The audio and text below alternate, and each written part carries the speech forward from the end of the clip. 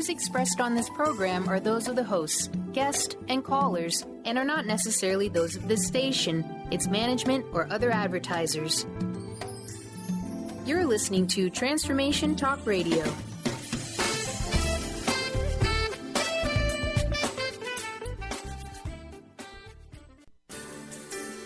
On the cutting edge of the new mainstream, Christine Upchurch is passionate about bringing together science, psychology, and spirituality in a way that can be applied to our everyday lives for true transformation. The Christine Upchurch Show, stellar conversations to illuminate your journey, engages some of the most inspired visionaries on the planet in lighthearted, lively dialogue. Join us as we explore the expansive nature of reality in a down-to-earth way, offering you insights and tools, empowering you to become that bright light you're meant to be. Now, here's your host, Christine Upchurch.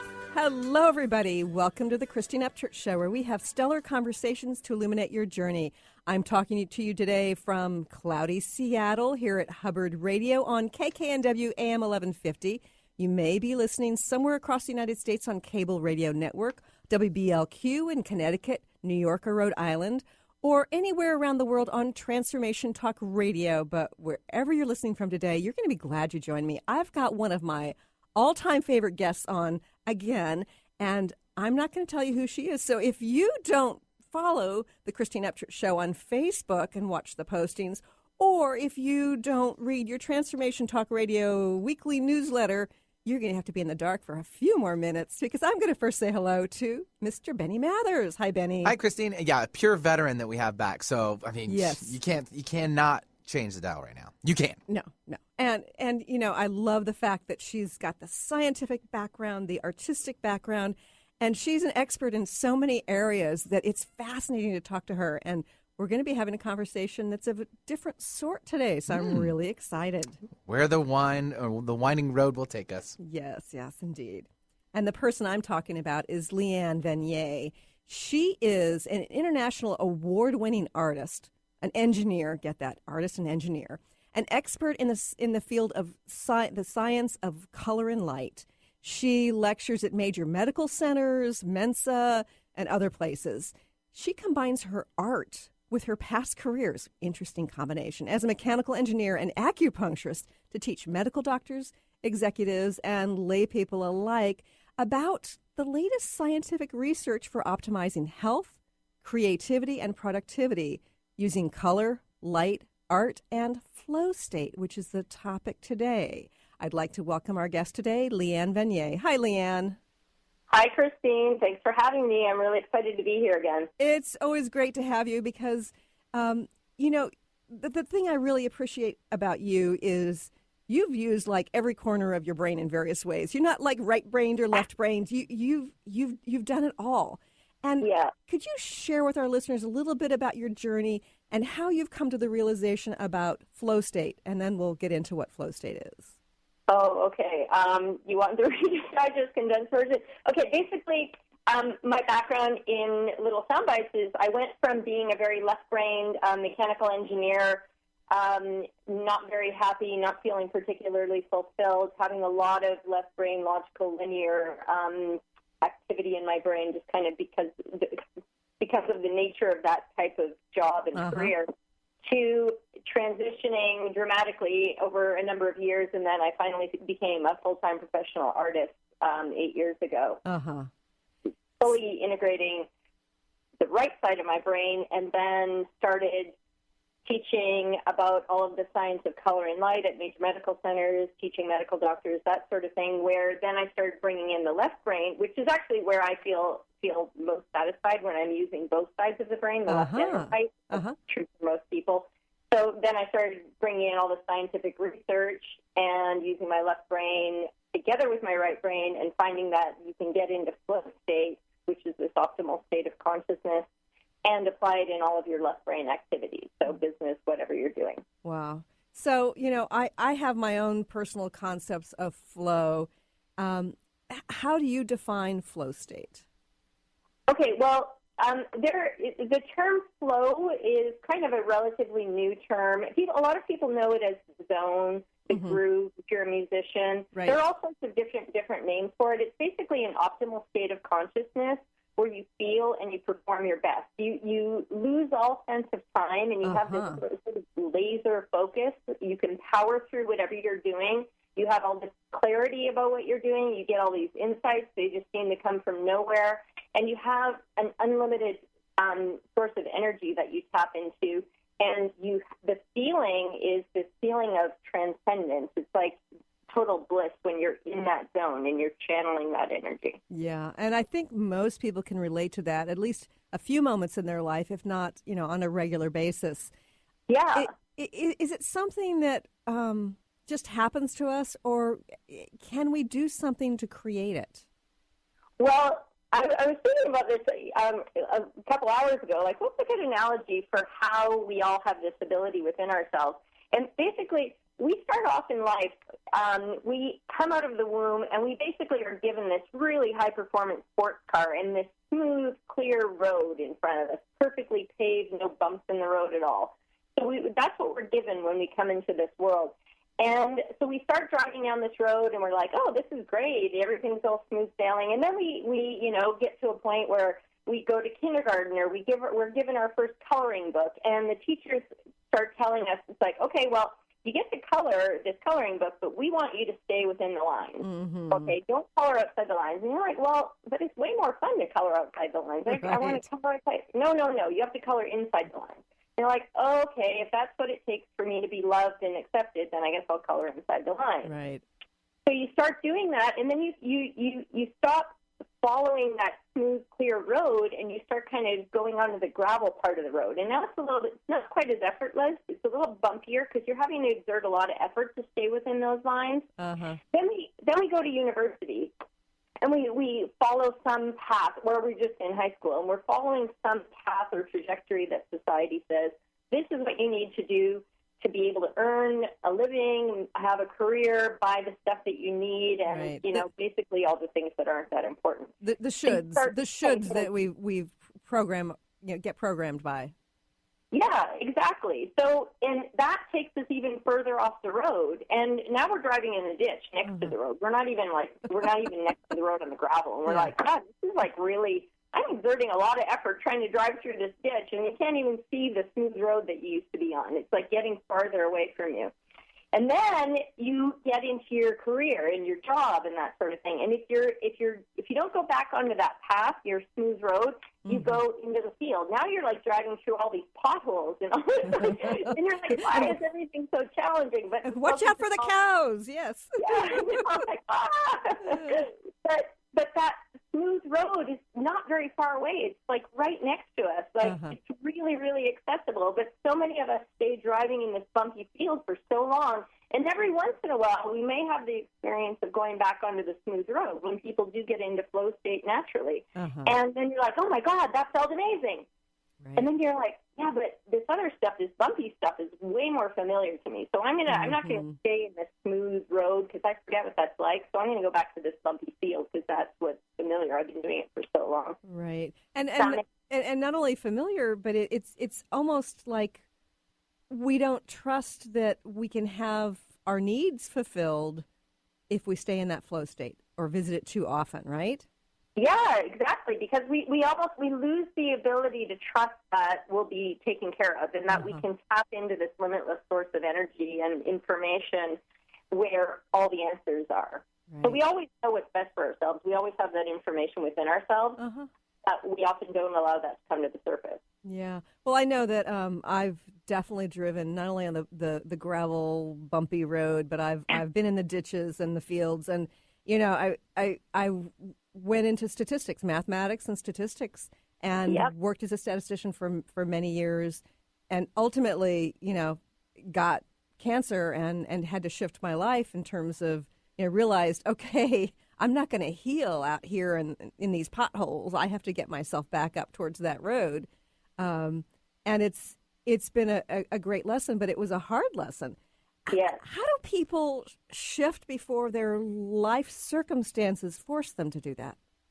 Well, like you, a lot of times that's what it takes. I mean, when I had my healing practice, I was also an acupuncturist. I spent about 20 years studying all kinds of alternative healing modalities, acupuncture and shiatsu, and I was working with cancer patients.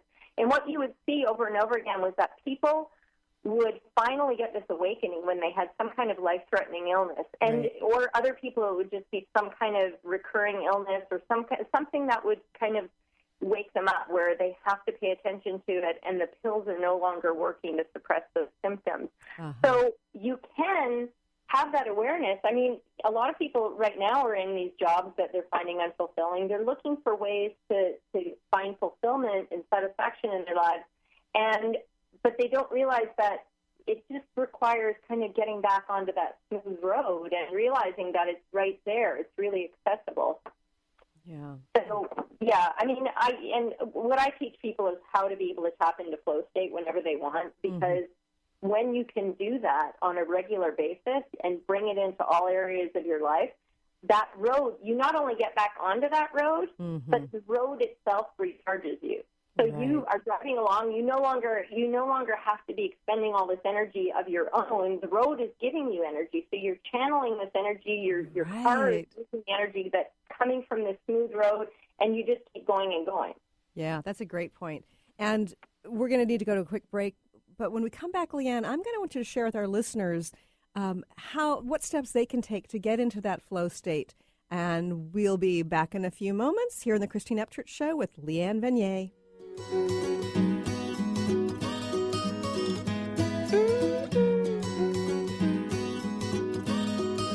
We have fallen down again tonight. In this world it's hard to get it right. Trying to make your heart. I'm Christine Upchurch, and this is a Stellar Reflections Minute. For centuries, spiritual traditions have talked about how humans have an energy field, or aura, surrounding them. Although skeptical scientists refuted this for decades, science is now beginning to catch up with spirituality. Scientists can actually measure light emanating from living beings, so they can measure the human aura, which in scientific terms is known as the biofield. Many medical practitioners around the world use an instrument to evaluate a patient's biofield for the purpose of diagnosing illness. They understand that imbalanced or insufficient light in a person's energy field indicates a physical or emotional problem. The good news? There are ways to balance and increase your light, resulting in greater well-being. For more information, please check out stellarreflections.com or call 425-999-9836. That's 425-999-9836. Called the Oprah of Radio by her listeners, award-winning host Dr. Pat Baccili is blowing the doors off of traditional talk radio. Get ready for an energizing delivery and powerful interviews with leaders in the field of human potential. Dr. Pat's fresh, new perspective on living life full out has catapulted her show to the top of talk radio. Tune in and Dr. Pat will help you thrive instead of merely survive. Visit thedrpatshow.com. That's THEDRPatshow.com for listening times in your area. On the cutting edge of the new mainstream, Christine Upchurch is passionate about bringing together science, psychology, and spirituality in a way that can be applied to our everyday lives for true transformation. The Christine Upchurch Show, stellar conversations to illuminate your journey, engages some of the most outstanding visionaries on the planet in lively dialogue to inspire you to become that bright light you're meant to be. Join Christine every Friday at 11 a.m. Pacific Time on KKNW, AM 1150, and Transformation Talk Radio. Serenity Bliss Holistic Spa is a complete approach to wellness. Serenity Bliss offers integrated therapies for whole body health, from facials to massage, from laser skin treatments to herbal wellness, from chiropractic care to energy healing. We work with teens who want to put their best face forward, adults of all ages who want to maintain that youthful glow, and anyone who wants to enjoy vibrant well-being head to toe. Serenity Bliss Holistic Spa is bringing the European approach to restoring natural beauty and wellness here to the Seattle area. Located on the east side off the beaten path, yet just minutes from the freeway. If you'd like to experience the joy of relaxation, skincare excellence, and total wellness, then come experience your Serenity Bliss. To learn more or to schedule an appointment, visit SerenityBlissHolisticSpa.com. That's SerenityBlissHolisticSpa.com. or call 206-229-0086. What it needs is love, love, love. Everybody wants to love. Everybody wants to be loved. Oh, oh, oh, oh, oh, oh. Everybody wants to love. Everybody wants to be. Welcome back to the Christine Upchurch Show here on KKNW, WBLQ, and Transformation Talk Radio. I'm talking today with Leanne Vanier, who's an award-winning artist, an engineer, and a teacher of all sorts who's helping us to understand this concept of flow state. Now, Leanne, is this a new concept, or is this concept of flow been around for a while? Well, it's been around for a very long time. In fact, there is a research study that recently came out about the fact that historically, they believe that we as human beings used to wake up in the middle of the night every night, have this 4-hour time where we would sleep, wake up in the middle of the night, and be kind of in this semi-wake, semi-sleep state. Yes, I've read that. Yes. And that's where we would get into flow naturally every night. It would just be this, you get all this clarity, and it's the time when your brain recharges as well, when you're sleeping at night. So you wake up, have all these insights, and go back to sleep for another 4 hours. That's just a very new study that came out recently. But Carl Jung, if you've ever heard of Jungian psychology, he was a very well-known psychotherapist and psychiatrist, like around the time of World War II, and since then. But he was a colleague of Sigmund Freud. He felt that Sigmund Freud was missing a huge component of understanding mental illness and when people get very dissatisfied with their lives. And he felt that what we need to find true happiness and our ultimate purpose is to be in alignment with that, whatever that purpose is. Why were we born? Why are we here? So when you get back into alignment with what that true purpose is, everything in your life flows effortlessly. Your physical body is healthy. Your mental state is healthy. So, and you have this sense of joy and limitless energy. And all of this stuff that he basically downloaded and became Jungian psychology, the study of studying the brain, came while he was in flow state. He wasn't calling it flow state. He was calling it getting in touch with the collective unconscious, which is termed as this reservoir of all experiences of our species. So you can tap into this limitless source of information and energy and get anything you need, any answer to anything when you can tap into that. So a guy named Mihai Csikszentmihalyi went and heard Sigmund Freud, Carl Jung. He went to hear Dr. Jung speak in Zurich shortly after World War II, and he first came across this concept of flow, which he came up with the term flow because that's how a lot of people experience it. And what was his name again? Can you pronounce his name again for us? Mihai Csikszentmihalyi. Oh, my goodness. It's a really, really long name, and the first name is spelled like Mihaly, Mihaly. So if people Google Mihaly, they'll see. I have a link to him on my website as well. Great. But anyway, so there's a book called Flow, and he spent his entire career analyzing what the common components are for people that are able to tap into flow state, and what the requirements are to be able to get into flow state. And he came on my radar only like less than a year ago. I had never even heard of him, but I've been teaching about this stuff, and it turns out that a lot of the things that he writes about are like, yeah, that's exactly what I've been teaching people as far as that. Those are the requirements. So you have a list of things that you actually need to be able to tap into flow state. I have a few beyond what he has, but so what are some of those things? Okay, well, one of the things is that, especially when I'm teaching people to get into flow state, I call it flow training, you need to set aside a clear block of uninterrupted time. So it has to be like a time that you set aside for yourself. And I usually recommend first thing in the morning before the day kind of gets caught up and we get swept away in all of our to-dos and everything like that. So having a clear block of uninterrupted time where you can focus on your own creative process and kind of focus on your tapping into your inner voice is really, really important. And one of the things that I found is that a lot of people, they make time to go to the dentist, they make time to get their car fixed, they make time and put it in their schedule. All of these things that they don't really find very enjoyable, but they know that they have to do them. Right.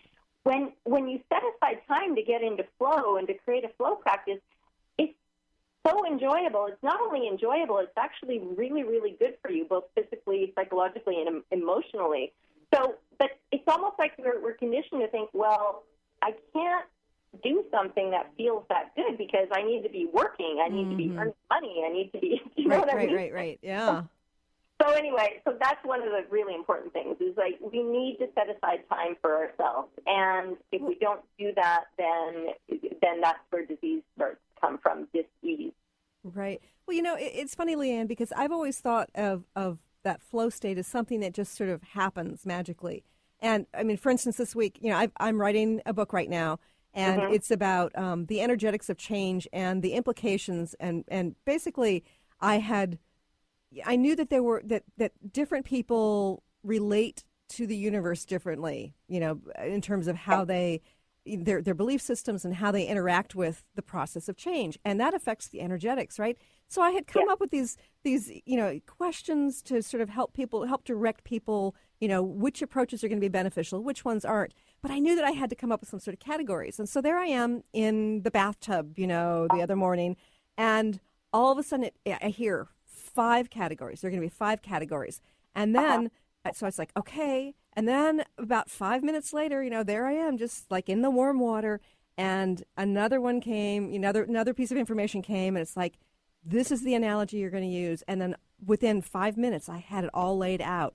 And so it's like my analytic mind had to wrap itself around it afterwards. And it's like, wow, this is really good. This is exactly what I needed, you know. But it all came in the bathtub. Yes. Yeah, and I found that myself, and I've taught people that also. Is like if you are feeling stuck at all or blocked, go near water. Go even like walking into your bathroom sometimes will unblock things, and you can get all these insights. Take a shower, take a bath. Something about water, it cleanses the energetic field, and it just kind of allows us to tap into these insights very, very automatically, and it'll be like, wow, I just walked into the bathroom, and all of a sudden I got this great idea, and then I have to okay, now I have to go run and write it down before I lose it. Right. Yeah, it's very inconvenient in the tub or in the shower. Yeah, well, so you can condition your mind to hang on to things, but sometimes they can be elusive when they come in those flashes. So when you train your brain, it's a lot easier to hold on to them, but in any case, bring a notepad with you. Or maybe some kind of waterproof tablet where you can just take notes. Right. I know that for kids they actually have these crayons you can use in the tub and in the shower. So maybe we need to keep those in the bathroom. They're actually really cool. Are they cool? You've never used them? You need to get some. They are very cool. So, well, I'm going to look that up. Yeah, waterproof crayons that actually work. I mean, wax by nature is waterproof, but you can't usually write with things when it's wet. And you need to be able to wash it off, too. That's the important piece, from my perspective, too, because I don't want my ideas from last year up on my shower walls. No, you don't. You certainly don't want to use a Sharpie. Yeah. So but I do really appreciate this notion of setting aside time for flow. So if you've set the time aside, what is it you do to sort of create that flow? Okay, so first of all, having the time set aside, and it only has to be like 2 to 3 times a week. The more often you do it, the more quickly you'll train your brain. I can talk about the Harvard study about actually changing your brain matter. But another thing that is very helpful is having some kind of deadline or sense of urgency. It has to be something that matters to you. I personally, and it has to be challenging. I often will set, because I've worked for myself for so long, and to have that discipline of, having work hours. So I create self-imposed deadlines. So even if I don't have a deadline for something, I'll be like, I am going to finish this project by noon tomorrow or whatever. So, Leanne, I'm trying to understand something, because this seems kind of counterintuitive to me. You're setting deadlines. You're creating some sort of restriction when you want to get yourself into flow. Right. How does that work? It seems like those two things don't go hand in hand, do they? It actually, because it gives you a container to have, like, you need to have some kind of containment. Otherwise, there's like this vast open field in front of you, and you're like, I don't know where to begin. So I use the example of if you've ever seen a horse race, they take blinders and they put them on the horse. So the horse has these blinders on each side of its eyes, so it can't see all of the chaos and stuff that's happening on either side of it. All it can focus on is the path in front of it. Right. So it can run. They know for a fact that horses run much faster when they don't have these visual distractions.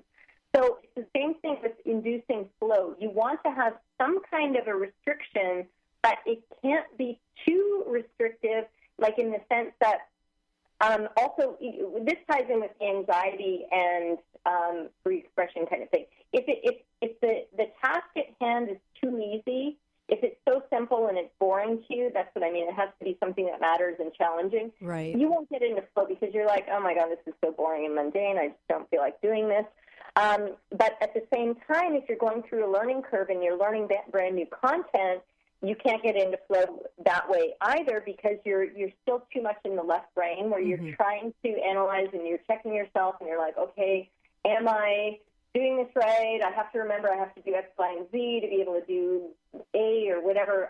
It's like if you, let's see, what's a good example that most people have experienced? When you, if you're writing, for example, and if you try to write, like say you have to write an essay for school or something like that, if you try, or your book, you try to write and you try to self-edit while you're writing and correct your grammar or correct the spelling mistakes or whatever it is, you won't get into flow because you keep stopping that process by toggling into left brain. Yeah, and that's a really good lesson to learn as a writer because, I'm a very good editor, and I will, wordsmith things to death in order to make it sound better, and of course I want the punctuation to be correct. So I have to really stop myself from getting out of that flow state and doing that editorial stuff. Exactly.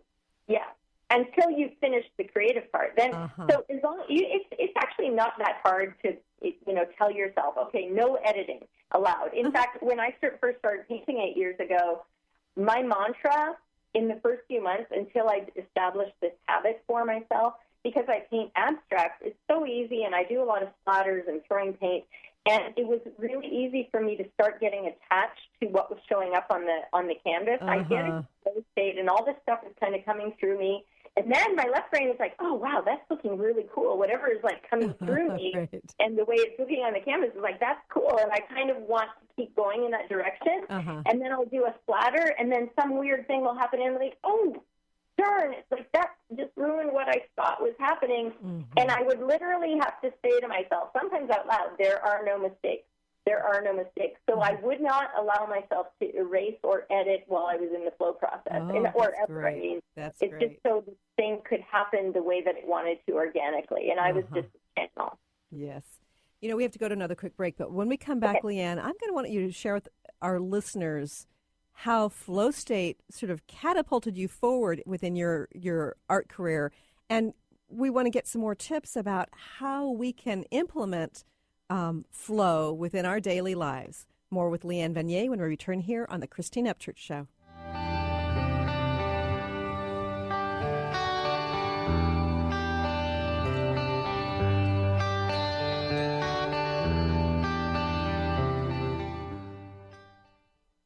On the cutting edge of the new mainstream, Christine Upchurch is passionate about bringing together science, psychology, and spirituality in a way that can be applied to our everyday lives for true transformation. The Christine Upchurch Show, stellar conversations to illuminate your journey, engages some of the most outstanding visionaries on the planet in lively dialogue to inspire you to become that bright light you're meant to be. Join Christine every Friday at 11 a.m. Pacific Time on KKNW, AM 1150, and Transformation Talk Radio. Tune in to Lucid Planet Radio with Dr. Kelly Neff. This hit show will illuminate your senses and empower you beyond your daily stressors and hardships. Renowned psychologist and author Dr. Kelly will captivate you with far-reaching topics and amazing guests as you wake to the greatest version of yourself. Learn to tap into your intuitions, think critically about our world, heal emotional and psychological wounds, and follow your passions to live your dreams. The Lucid Planet. Welcome home. Visit lucidplanetradio.com for more information.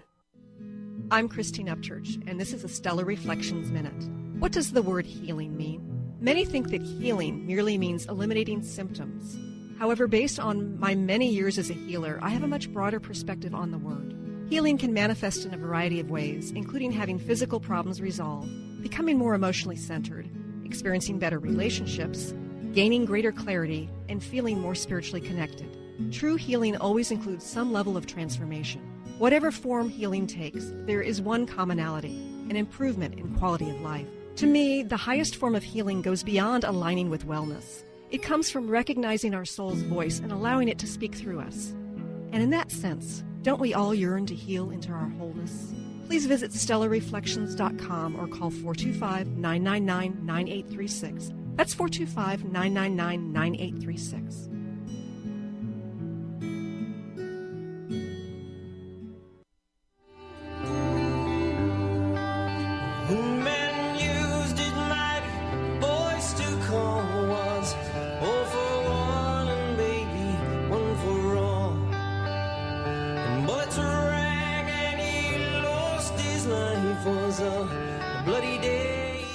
Welcome back to the Christine Upchurch Show here on KKNW AM 1150, CRN, and Transformation Talk Radio.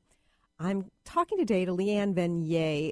Now, Leanne, what you've been talking about with flow, it's really illuminating for me because, as I said before, I'm writing a book, and I get inspiration that flows through me on a regular basis, but it's not necessarily daily or within a structured time. And so with my book, it's like, I want it to be inspired as opposed to just sort of analytically created. And I've been waiting for the inspiration to hit me. And when it does, it's like it flows well and it might last for a couple of days off and on. But so aren't we supposed to just let the inspiration hit us, or is there another way?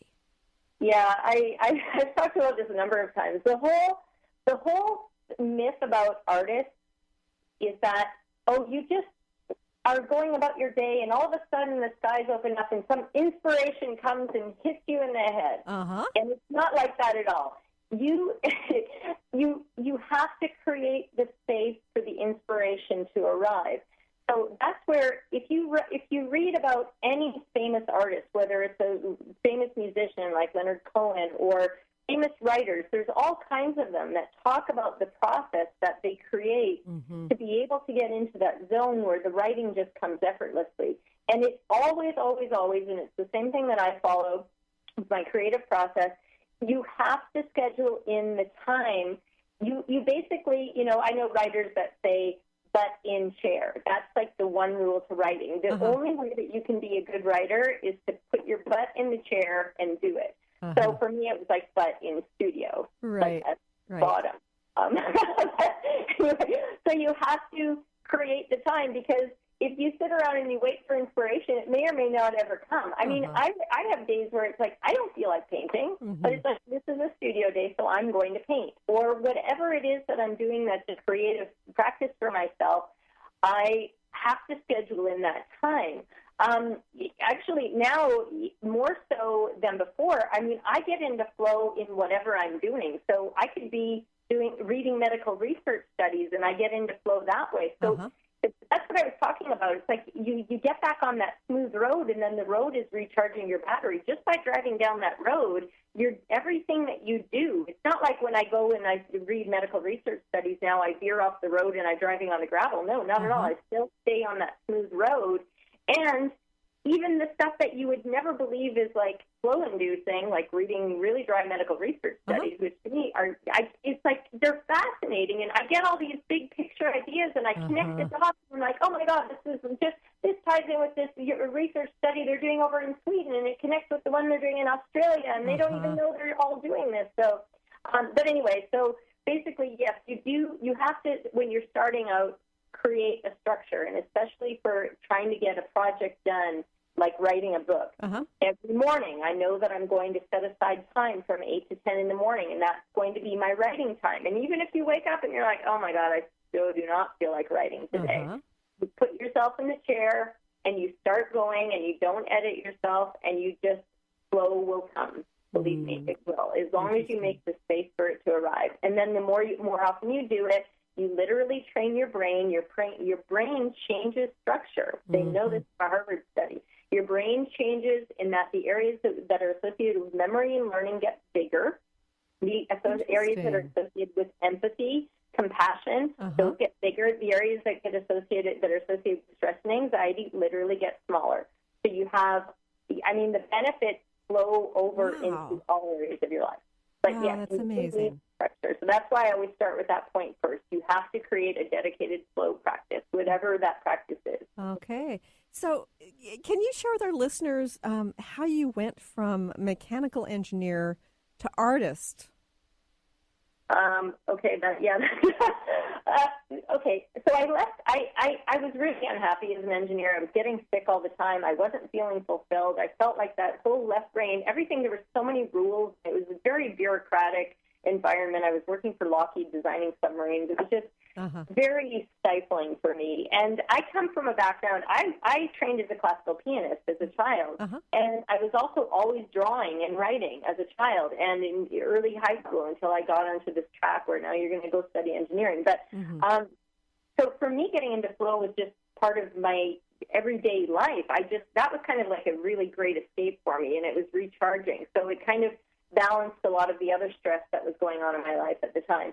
And when I went into engineering and then, university and all that left brain stuff, and then working in this bureaucratic environment with lots of very left brain, linear, logical people that only think in black and white, I was getting sick. I was really, really unhappy. And I think I would literally make myself sick because that's the only way I could take days off work and feel okay about it instead of like a lot of people where they'd call in sick when they wanted a day off, because I'm like, no, I actually have to be sick if I'm going to use sick. Right, yeah.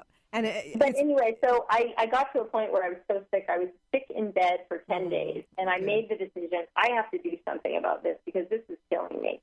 So I decided to leave my engineering career, and I sold everything, and I took my 2 cats, and we moved to Italy. And I didn't speak the language, and I knew almost nobody there. Wow. Not to say that that's the solution for everybody, but that's what it took for resetting myself. So, but how did you become an artist? Oh, okay, yes. So moving to Italy, I got back into that. I got into flow all the time. I was writing and drawing and studying alternative healing modalities, and I had my own business. I was working 30 to 40 hours a week getting all this stuff done. But I was tapping into that creative flow, so I had this limitless source of energy. I come back to Austin after 7 years, or I moved to Austin after 7 years. And that's when I went back to school for acupuncture and shiatsu. Had another period of like studying, learning, then healing, and all this outward energy, and I wasn't making time for a flow practice. I wasn't doing anything creative. I was just like working all the time and studying, and I loved the work that I was doing, and I loved working with my patients, but I was feeling more and more depleted. So I had a healing practice up in British Columbia, and when I moved back to Austin, and I decided to take a beginner painting class because I knew I was craving that right brain expression. So that's where it all started. I took a beginner painting class because I knew that I needed the structure to make myself create that flow habit twice a week. Right. So I took a class just to learn the mechanics of mixing paint. I couldn't get into flow in the class because the teacher was talking, and conversation will always pull you out of flow. Okay. So anyway, so I started painting abstracts at home, and then I showed those abstracts during this one-night exhibition we had at the end of the class. Got all this positive feedback, and these were the paintings that I was creating in flow state, in pure flow, that I just was tapping into because I was using the color energies that I needed. And you were a beginner. Yes, I was a total beginner. I had never painted before at all.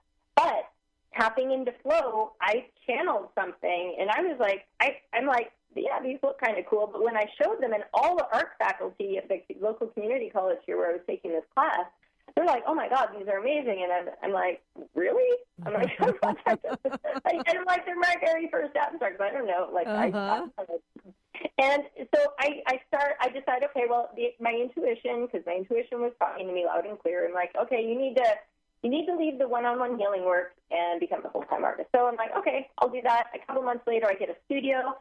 And 2 months after I get a studio, I put up a website. And I have very little work on there, but I put up a website. And then 2 months later, I get contacted by this international curator in Italy inviting me to participate in this art show, this big international art exhibition called The Spirit in Art. And he specifically requests my very first paintings, which I named Synchronicity, which, if anybody knows what that term is, it's a Jungian term. So Carl Jung coined this term. It means meaningful coincidence.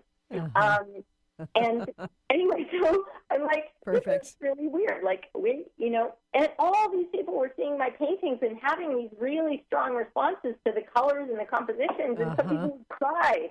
And I'm like, they're just being nice. I can't.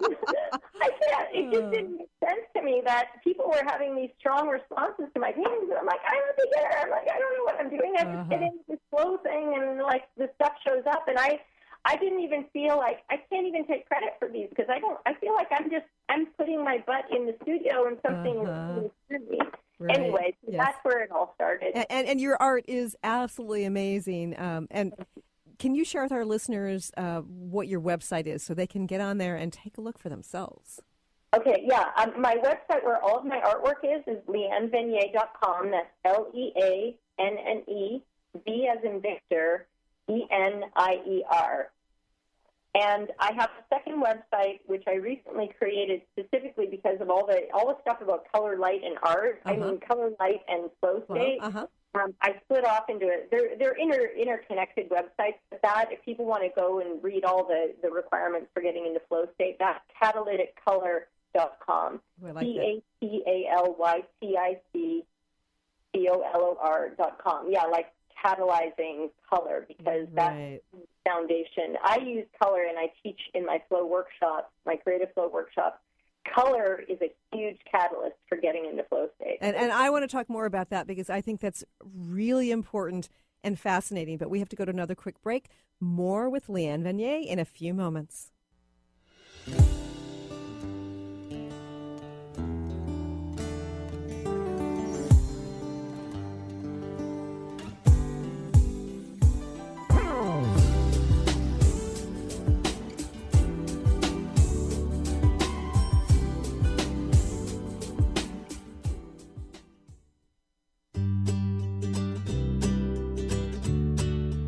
Each month, listen to Live More Radio with co-host Allie Katz. Join Allie and Dr. Pat as Allie introduces new ways to bring balance back to your life through meditation, sleep, and exercise techniques, so you can live your truly authentic life. Stress less, live more. To learn more about Allie, visit livemoreradio.com.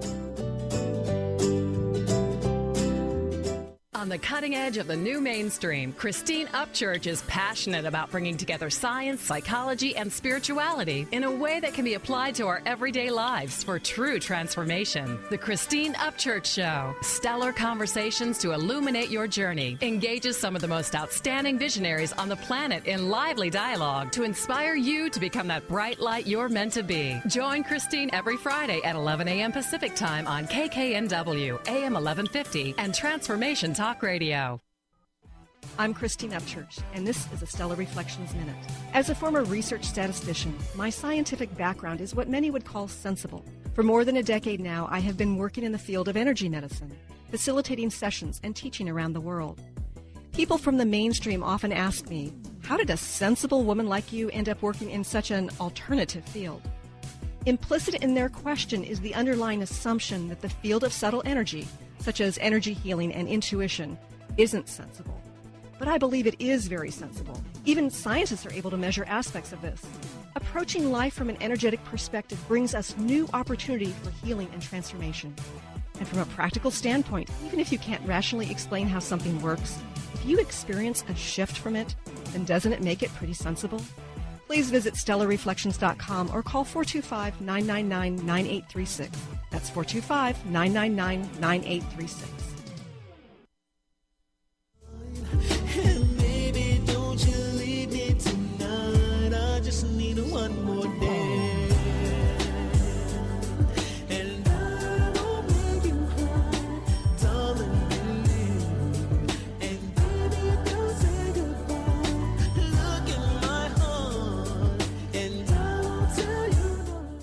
Welcome back to the Christine Upchurch Show here on KKNW, WBLQ, CRN, and Transformation Talk Radio. You know, Leanne, this hour is just flying by. I know, our conversations are always too short, you know. We need a 2 or 3 hour show here. I know, I agree. That'd be fun to manifest, actually. I'd like that. That would be great. See what I can do. Okay, that sounds good, Benny. So anyway, you were talking about the importance of color as it relates to flow state, and I'm both confused and fascinated by that. Okay. Okay, so the thing that I integrate in my Creative Flow workshops and training sessions, we're using color as a catalyst for getting into flow state. So all of the research that I found, and I was doing this spontaneously, but now there's all this supporting research that we actually use color. Our bodies use different color frequencies or wavelengths, depending on which term you want to use, to elicit different healing responses. They affect different cellular structures. So we can actually use that energy, that color energy, which is found in sunlight. So we evolved to live under sunlight, which has all the spectral colors in it. So you can use that color energy for inducing flow. And I discovered that spontaneously when I started painting, because those very first flow paintings, and ever since then, I just thought, well, what would it be like if I just, I'm really drawn to this indigo right now. I'm just going to mix up some of this indigo, and I'm like mixing it and staring at it, and I'm like putting in some red and making like it more violet, and I'm like, wow, I'm just like, my eyes can't get, it's like eye candy for my eyes. Mm-hmm. And by staring at this color that I needed, clearly, I just got into flow state. It catapulted me into flow state. And that's what I found is like every single time, if I use the colors or I surround myself with the color energies that I need, like in my office, I have, I use different coffee cups on different days, depending on what color energy I'm needing that day. I get that. You have things in your environment that bring in color that help get you into flow state. There's all sorts of ways that people can bring color into their environment. Instead of having drab, gray cubicle walls or wherever you happen to work, I mean, if you're in your writing space, if you put up color or have different color splotches on the wall or change your coffee cup, depending on what you're craving that particular day, that literally will help you get into flow state. It's funny for me when I think about this because I have a tendency to dress with some bright color on me, but in terms of my home environment, they're muted colors of various sorts. So it's like what I'm looking at and what I'm wearing are two different kinds of colors. Yeah, well, that's very common. Having certain colors in your home will often be very different from what you put on your physical body, because what you wear on your body is kind of like how you want to project yourself out to the world. Right. You may not, I love the color red. I don't wear it very often, though, because red is a very high energy color, and it's also very much an attention-getting color. Sure. And I'm kind of an introvert, so I don't necessarily want to be attracting a lot of energy when I'm out, but I love having red in my home. Okay, you're right. So whatever you want to project outwards, and maybe like I'm feeling like I want to wear blue today, this is making me feel really good, and that's how I want to project myself out into the world. Other days I will wear red. I'm like feeling supercharged. I want to talk to a whole bunch of people. So the muted colors in your home, did you choose those? Or I did. I did. They're blue greens, green blues, and I've also got like dusty, deep purple. Okay, so you are kind of going with the more sedating, calming colors in your home environment. Do you work from home? I mean, besides when you're doing... Well, I do sessions out of the home, and then I do writing and things relating to my workshop preparation from my home. So it's sort of a mix. Okay, and what do you tend to wear on your body? What color? Oh, gosh, purple, royal blue, teal, and black. Okay, yeah. Okay, well, black is a different thing. We can talk about that if we have time. But so you're still drawn to those more. They're still lower energy colors as far as not sedating. They calm you down. They keep your energy at an even keel. So you're still wearing them on your body, but you're wearing a higher, like more concentrated version of them. Yes, and less muddied, sort of purer color. Pure colors. Yeah. So in your home, you're kind of got a mix of like maybe some earth tones in there. Exactly. Yes. Okay. So So that anytime you're mixing in like browns with the colors, so they become a little bit earthier shade or like a softer shade, that's a grounding. It will give you more groundedness. Oh, I need that. Yeah. Because so I'm often in the ethers, yes. Yeah. So, I mean, and violet and indigo are colors that naturally bring up your vibration because they correspond in the chakra system to the third eye and the crown chakra, and both of those are like tapping into intuition, and violet is like visionary state, so you're in this expanded state of consciousness. Right. So if you're mixing in some brown, it's going to balance that and kind of like bring you back down to earth, so your feet aren't floating above the clouds. Yeah. So that would be that left brain. Okay, I'm going to stay grounded and rooted, but I'm still going to have this spiritual, ethereal kind of experience. Exactly. So, this hour is ending far too quickly, Leanne. I know you've got a wealth of information on your websites. Can you share again about the one that has information about color and flow? Yes, that's catalyticcolor.com. CATALYTICCOLOR.com. If people Google my name, it will inevitably come up. Like if they just type in Leanne Venier color expert, or that, it'll show up in the list. So, but it's all about catalyzing color, using color for catalyzing healing, flow state, optimal satisfaction in life, productivity. I didn't get a chance to talk about. There's a McKinsey study. They did a 10-year study on top executives, where they found that people that operate in flow state are 500% more productive. You get 500% more stuff done. Yeah, and it's not about the time. It's actually about the quality of what's coming through. Exactly. Yes, it's the end result. So you get there so much faster. You could take 4 days of the week off and work one day and get a full week's worth of work done. Wow, that's great. Leanne, I always enjoy having you on the show, and I'm really fascinated by all the work you're doing. Thanks again for joining us here today. Thank you, Christine. I loved it. It was great. Great. And again, it's leannevenier.com and Catalytic Color, or what is it again? Catalyticcolor.com. Okay, wonderful. Thank you. And for those of you who are in the Seattle area, I've got an exciting announcement. There is an open house at the place where Peggy Snow and I do sessions.